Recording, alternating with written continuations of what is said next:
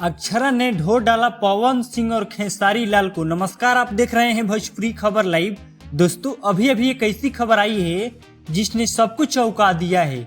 जैसा कि आप थंबनेल पर देख रहे हैं, पवन खेसारी की लड़ाई में अक्षरा की एंट्री। दोनों शेर को अक्षरा ने सिखाया सबक। आखिर क्या है पूरी सच्चाई, चलिए हम आपको विस्तार से बताते हैं। दोस्तों, पवन सिंह और खेसारी लाल की होली टक्कर अब बड़ी लड़ाई बन गई है। इसी बीच अक्षरा सिंह ने एक इंटरव्यू में दोनों को जमकर सुना दिया है।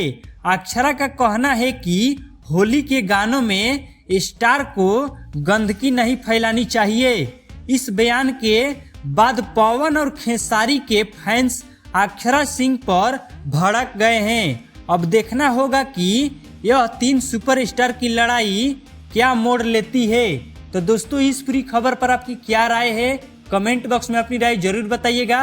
भोजपुरी जगत की ऐसी ही चटपटी और ताजा खबरों के लिए तुरंत हमारे चैनल भोजपुरी खबर लाइव को सब्सक्राइब करें और घंटी वाला बटन दबा दें ताकि कोई भी बड़ी खबर अपडेट आपसे छूटे नहीं। मिलते हैं अगली बड़ी खबर में, तब तक के लिए जय हिंद, जय भोजपुरी।